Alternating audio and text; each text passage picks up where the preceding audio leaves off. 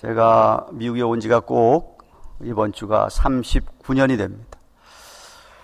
제가 미국에 처음 와서 25살의 나이로 와서 미국에서 살면서 제일 먼저 느꼈던 것이 뭐냐 하면, 야, 미국 사람들은 참 법을 잘 지킨다 하는 것이었습니다. 제가 모르겠습니다. 요즘 한국은 시민의식이 좀 더 잘 되어서, 혹은 법 집행이 더 잘 되어서 법들을 잘 더 지킬 줄로 생각이 되는데, 제가 한국에서 생활할 때만 하더라도 한국의 시민들이 그렇게 법을 썩 잘 지키지는 않는 그런 사람들이었기 때문에, 미국에 와서 미국 사람들이 법을 잘 지키는 것을 보고 굉장히 감동을 받았습니다.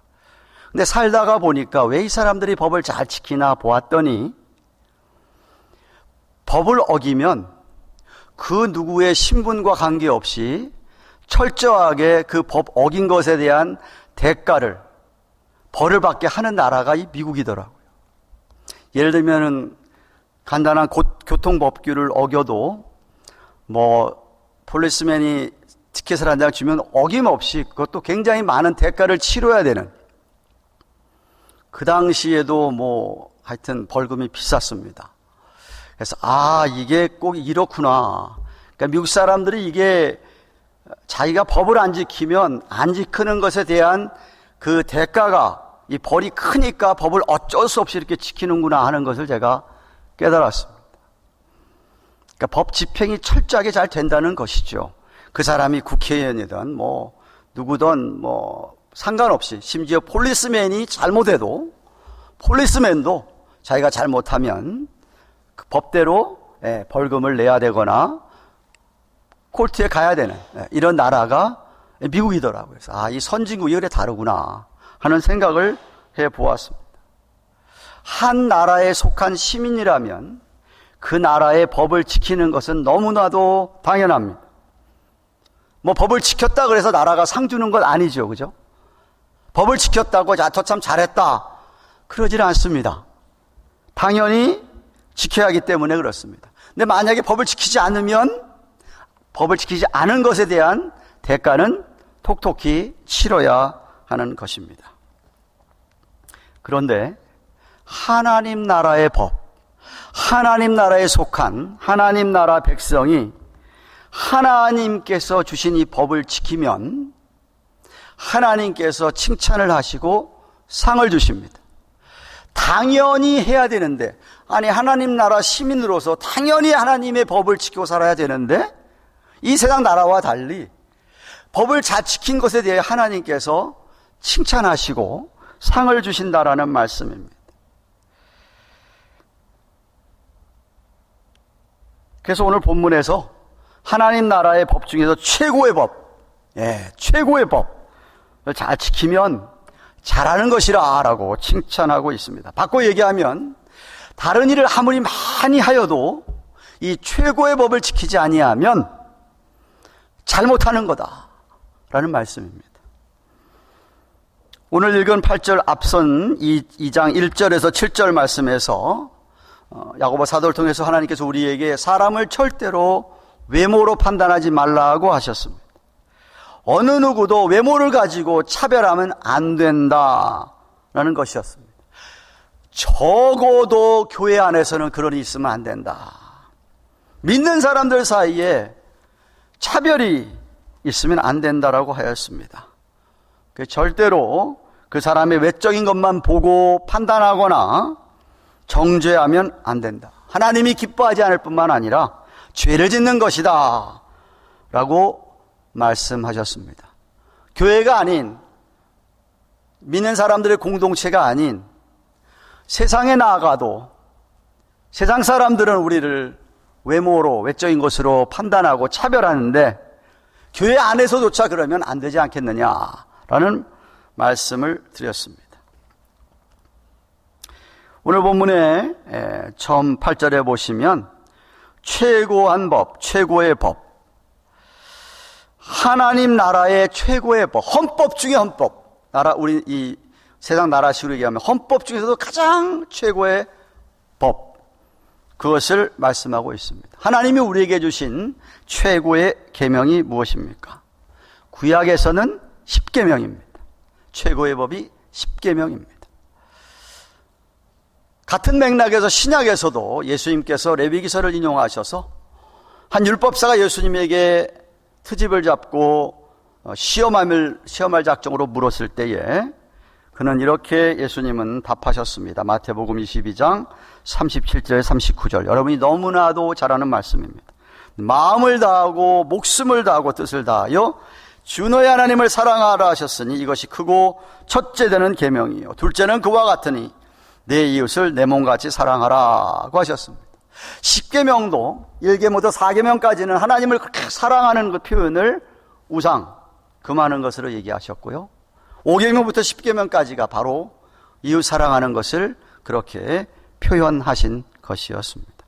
그래서 오늘 야고보 사도가 8절에 너희가 만일 성경에 기록한 대로 내 이웃 사랑하기를 내 몸과 같이 하라 하신 최고한 법을 지키면 잘하는 것이다 라고 하였습니다. 여기 최고라는 단어를 사용하신 이유는 구약에서뿐만 아니라 신약에서도 최고의 우리 만왕의 왕이 되시는 예수님조차도 인정해 주신 이 법을 말씀하셨기 때문에 그렇습니다.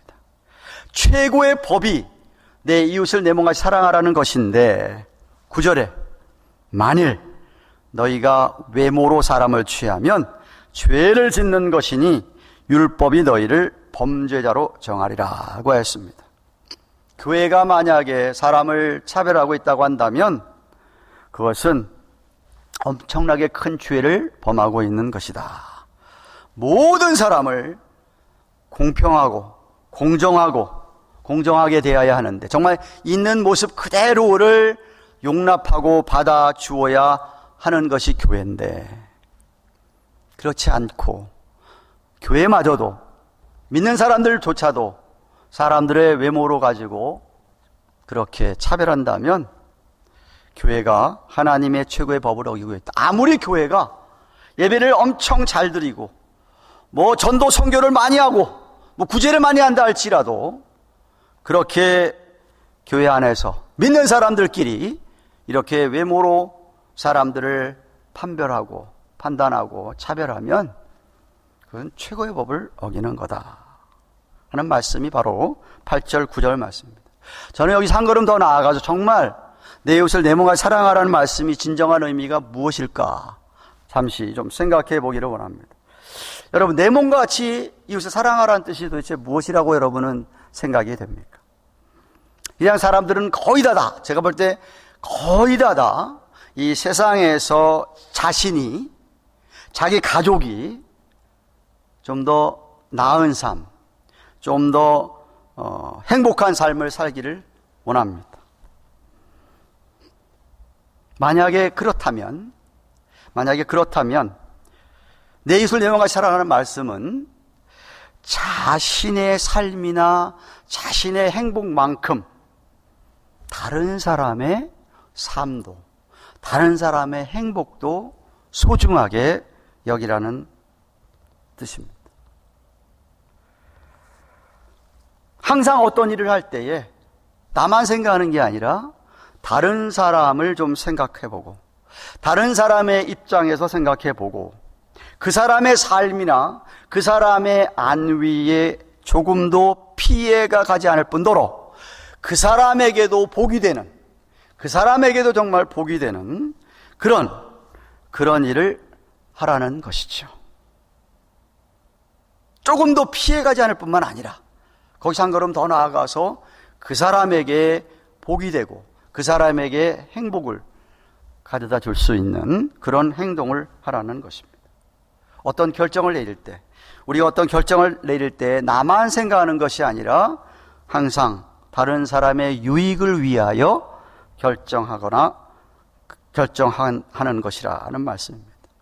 그냥 이렇게 좀 어떤 일에 도와줄 정도가 아닙니다. 제가 말하는 어떤 필로소피를 얘기하고 있습니다.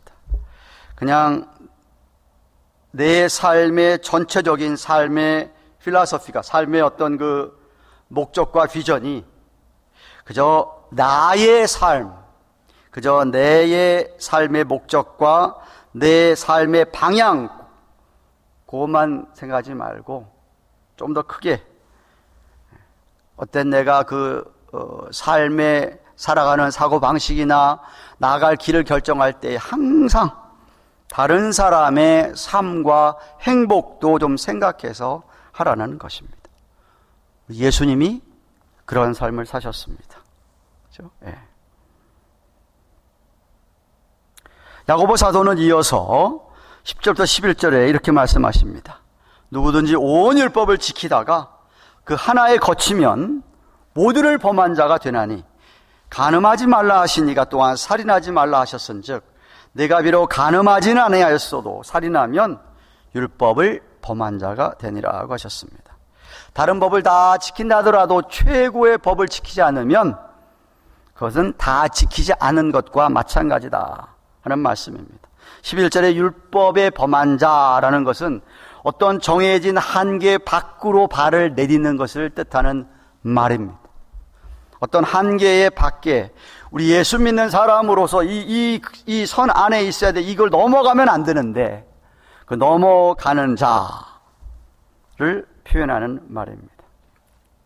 유대인들은요, 율법을 이렇게 생각했습니다. 율법에는 뭐 그렇게 살인하지 말라, 뭐 간음하지 말라, 도적질하지 말라, 뭐하지 말라, 뭐하지 말라, 뭐하지 말라, 뭐 먹지 말라, 뭐하지 말라, 하지 말라고 하는 금지된 조항이 많은 것으로만 생각을 했습니다. 그래서 내가 그런 것만 안 하면 자기는 굉장히 율법을 잘 지키는 것으로 생각을 했습니다. 오늘날도 성도들 가운데 그런 분들 계시죠. 나는 뭐 이거 안 하고 저것도 안 하고 저것도 안 하고 하지 말라는 거 안 하고 있으니까 나는 굉장히 신앙생활 잘하는 거라 라고 생각하시는 분이 있습니다. 하지 말라는 것 안 하면 나는 굉장히 법을 잘 지키고 있다 라고 생각하는 것이, 그게 바로 세상 나라의 사고방식입니다. 세상 나라에서 하지 말라는 거 안 하면 되는 것이잖아요. 그죠? 그런데 하나님의 법은 금지하는 것들도 많지만 하라고 하는 법도 굉장히 많습니다. 부정적으로 이거 하지 말라는 것도 있지만 긍정적으로 이거 하라고 하는 말씀이 너무나 많이 있다. 그 대표적인 것이 바로 최고의 법인 사랑의 계명이다, 이 말씀입니다. 그러면서 야고보 사도가 11절에 좀 비유를 이야기했습니다.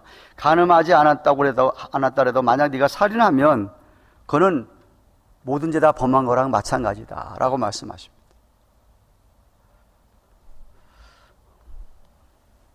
적어도 신약적인 개념에 있어서, 물론 저는 구약에서도 그런 의미를 충분히 다 포함하고 있다고 생각합니다만은, 요한일서 2장 15절 얘기하는 것처럼, 3장 15절 얘기하는 것처럼 다른 사람을 미워하면 살인한 거라고 했죠. 그죠? 그러니까 뭐 실제적으로 간음을 안 했어도 예수님이 여자만 보고도 음욕을 품어도 이미 간음한 거라고 하셨죠. 그죠? 그러니까 사실은 정말 하지 말라는 것 펄펄하게 안 한다? It's impossible. 불가능한 겁니다. 정말 성령님의 도우심이 아니면 법을 지킬 수가 없는 것이에요. 이런 겁니다. 표현을 하자면 큰 유리창에다가 작은 돌을 던지던 큰 돌을 던지던, 유리창이 작은 돌을 맞아서 금이가 있으면 언젠가 그 금이 쫙 가서 유리가 깨지게 돼 있죠. 그죠? 여러분 차에 뭐가 하나 탁 튀어가지고 조그맣게 튀어도 금 가기 시작하면 시간 지나면 이게 금이 쭉 가서 유리창에 나가지 않습니까? 큰 돌이 와가서 꽝 해서 뭐 유리창이 박살을 나더라도, 그런 것처럼 아무리 뭐 작은 죄라 하더라도 그렇게 마치 유리창이 깨어지는 것처럼 내가 뭐 다 지킨다 하더라도 이거 하나 안 지키면 다 안 지킨 거랑 같다라고 하는 말씀이 오늘 설명하시는 11절 말씀입니다. 물론 죄라고 해서 다 똑같지는 않겠죠. 작은 돌로 유리창에 던질 수도 있고 큰 돌로 던질 수도 있겠죠. 그죠? 뭐 빵 하나 훔쳐 먹는 거하고 진짜 간음하는 거하고는 다르겠죠. 죄의 정도가 다를 것입니다. 근데 여기 성경에서 이야기하는 것은 아무리 작은 죄조차도 그 죄를 하나 지으면 그건 다 범하는 것과 마찬가지다. 내가 뭐 큰 죄는 안 정하고 뭐 조그만 죄 지으니까 나는 괜찮지. 나는 뭐 이런 작은 죄 짓더라도 나는 큰 일들을 많이 하고 있으니까 나는 범죄자가 아니지가 아니라는 것이죠. 마치 세상에 자기 마음대로 막 살면서 교회에서 뭐 예배도 잘 드리고 뭐 11조 드리고 뭐 구제도 많이 한다 그래서 그 사람 구원받은 거 아니지 않습니까?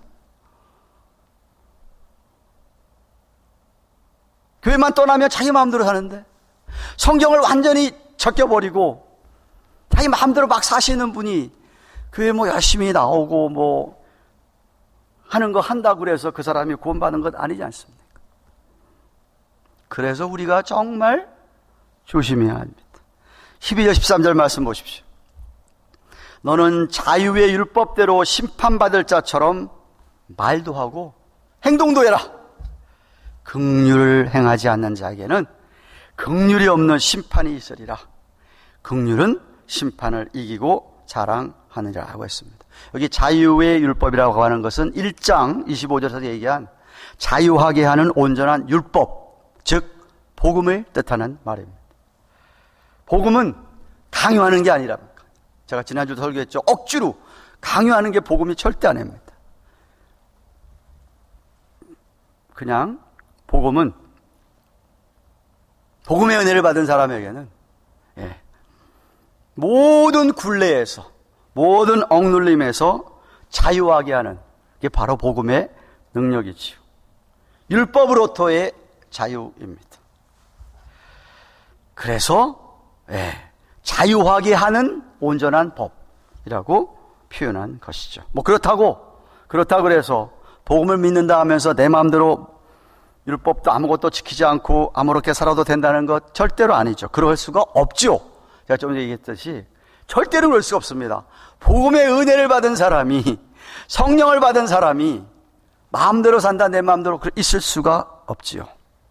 복음의 은혜를 받은 사람은 정말 자발적으로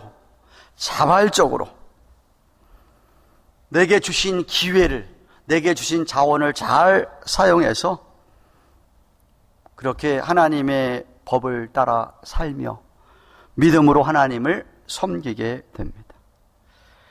그런 사람은 장래에 있을 심판에 대한 두려움에서 벗어나지요.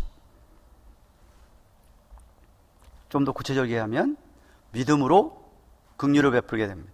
믿음으로 사랑하게 됩니다. 믿음으로 미운 마음들을 다 버리게 되고, 믿음으로 시기와 질투, 자기 연민이나 뭐 열등감 이런 것들로부터 자유하게 되는 것이죠. 그게 정말 최고의 법인 내 이웃을 내 몸같이 사랑하라고 하는 이 말씀을 정말 우리 안에 성령의 역사로 말미암아 그렇게 사랑하려고 발버둥을 치게 되어 있습니다. 나를 위한 삶이 아니라 다른 사람을 위한 삶이 됩니다. 여러분, 믿음은 하나님께서 죄인으로부터, 우리가 죄인이기 때문에 마땅히 멸망받아서 지옥 가야 될 그런 우리 영혼인데, 그런 우리를 구원하셨다는 것을 깨닫고, 그런 우리를 영원히 살게 하셨다라는 것을 깨닫고, 그렇구나, 이제는 그럼 이게 내 삶이 아니구나 하고 자기 자신을 위해 사는 게 아니라 남을 위하여, 다른 사람을 위하여 사는 것입니다. 참된 믿음의 표현은 어떻게 하여 남을 위하여, 이웃을 위하여 나의 소중한 것들을 사용했는가 하는 것으로 드러나게 되어 있습니다. 근데 만약 그렇지 않고 복음을 받았음에도 불구하고, 하나님의 크신 사랑과 긍휼을 입었음에도 불구하고 사랑하지 않고 긍휼을 베풀지 않으면 13절에 긍휼이 없는 심판을 받는다라고 하였습니다. 긍휼이 없는 심판. 예수님께서 산상순 팔복 설교에서 마태복음 5장 7절에 긍휼히 여기는 자가 긍휼히 여김을 받는다. 긍휼히 여기는 자, 다른 사람을 긍휼히 여기는 자가 하나님으로부터 긍휼히 여김을 받는다. 마치 주의 기도에서 다른 사람의 죄를 용서해 주는 것처럼, 다른 사람이 내게 잘못한 걸 용서하는 것처럼 나의 죄를 용서해 주시옵소서 한 것처럼, 다른 사람을 긍휼히 여겨야, 그래야 내가 하나님에게 긍휼을 입는다 라고 하셨습니다. 그래서 긍휼히 여기면 그것이 심판이 아니라 오히려 자랑거리가 된다 라고 말씀하는 것이죠. 우리 모두는 나중에 예수님의 심판대 앞에 서야 됩니다. 안 믿는 사람은 백보자 심판대 앞에 서야 되지만 우리 믿는 사람은 예수 그리스도의 심판대 앞에 서야 합니다. 예수님의 질문에 대답을 해야 됩니다. 예수님이 어떤 질문을 할 것 같습니까? 너는 네가 받은 사랑과 긍휼, 내가 하나님께 받은 은혜, 그것을 얼마나 많이 나누었느냐?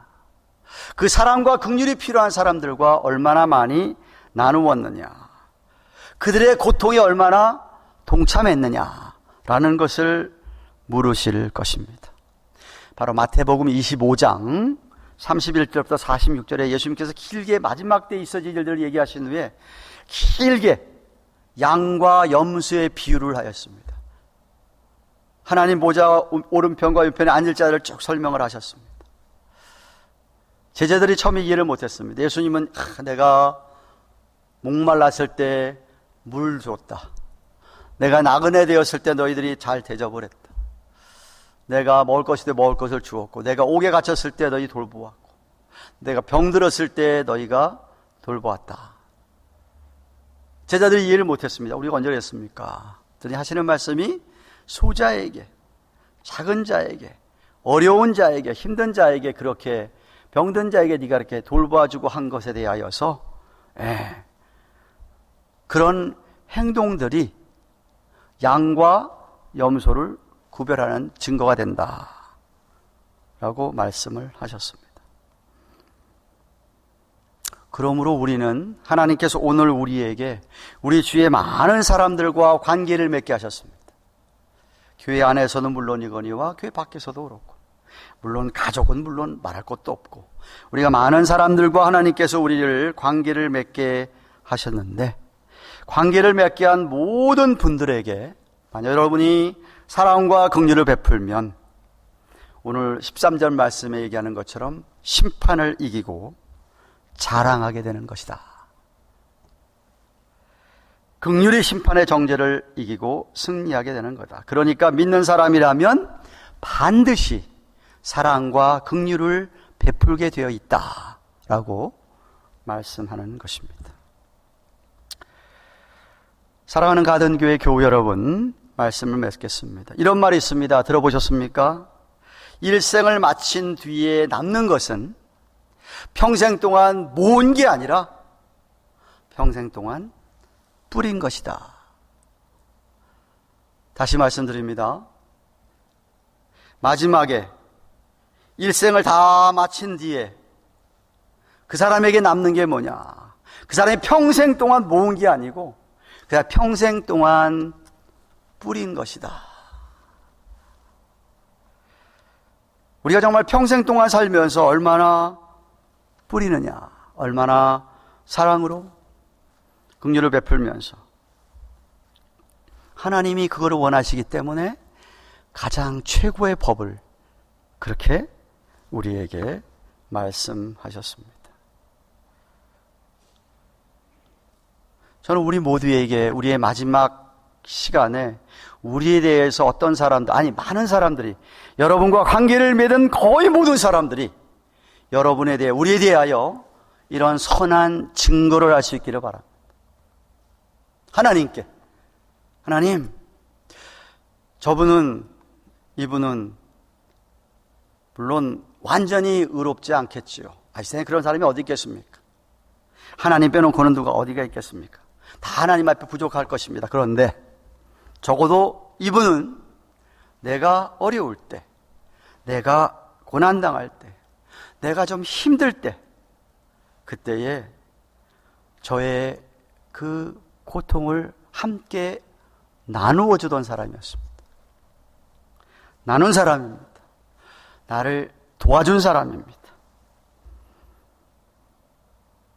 이런 증거가 꼭 있어야 합니다. 이런 증거가 없다.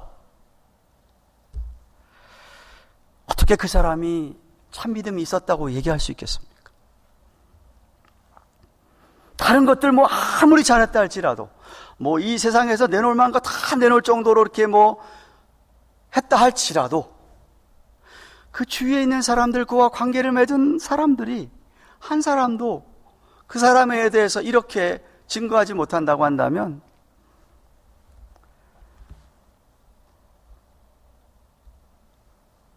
아무리 잘한 게 많아도 그분은 하나님의 최고의 법을 지키지 못한 것이죠. 잘못 살은 것이죠.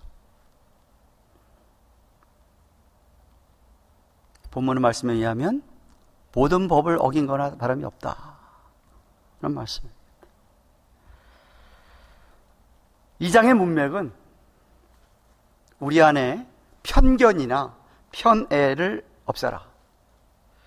정말 누구에게나 공평정대하게 사랑으로 대해라. 그래야 그것이 참된 경건이다 하는 것입니다. 특히 믿음으로 말미암아 믿음 때문에 고난을 당하는 사람들이 있다고 한다면 정말 그들을 존중하고 사랑하고 그들의 고통을 나누어라. 그것이 주님 앞에서 칭찬받을 일이다 하는 말씀입니다. 그런 분에게 하늘나라의 상이 클 줄로 믿습니다. 바리새인이나 사두개인처럼 그저 종교적인 열심으로 자기 만족을 위해서 그런 신앙생활을 하면 그건 신앙생활이라 종교생활이죠. 그러면 안 됩니다. 만약에 아직도 여러분 가운데서 아직도 나 자신만을 위하여서 산다고 한다면 삶의 목적이 달라져야 됩니다. 하나님께서 우리에게 맺어준 사람들을 위해 그들의 풍성한 삶을 살도록 하기, 우리 이웃을 위하여 그렇게 살아야 되겠다라고 하는 것이 여러분 우리의 삶의 가장 중요한 목적이 되어야 됩니다. 예수님의 사랑으로 정말 그렇게 그들을 사랑해야 합니다. 그래야 세상 사람들이 저 사람 진짜 예수님의 제자구나 라고 인정합니다. 제 말씀이 아니고 예수님의 말씀입니다. 요한복음 13장 34절 35절 새 계명을 너희에게 주노니 서로 사랑하라. 내가 너희를 사랑한 같이 서로 사랑하라. 너희가 서로 사랑하면 이로써 모든 사람이 너희가 내 제자인 줄 알리라. 우리가 그렇게 살면 사람들이 저 사람 진짜 예수님의 제자구나 인정하게 되니까 전도가 저절로 된다는 것이죠. 바울은 사랑장에서 잘 아는 고린도서 13장 사랑장에서 7절에 이렇게 얘기합니다. 새 번역이 이렇게 되어 있더라고요. 사랑은 모든 것을 덮어주며 모든 것을 믿으며 모든 것을 바라며 모든 것을 견딥니다. 이 덮어준다는 말을 번역이 참 제 가슴에 와 닿았습니다. 사랑은 덮어주는 거다. 긍휼이라는 게 그런 거 아닙니까? 자비라는 게 그런 거 아닙니까? 덮어주는 거. 우리의 사랑이 그래야 합니다. 그저 불쌍히 여기시고 덮어주시고 믿어주시고 잘 견디시면서 손을 내밀어서 오히려 그들을 돕는 우리 모두가 되기를 주님의 이름으로 축원합니다.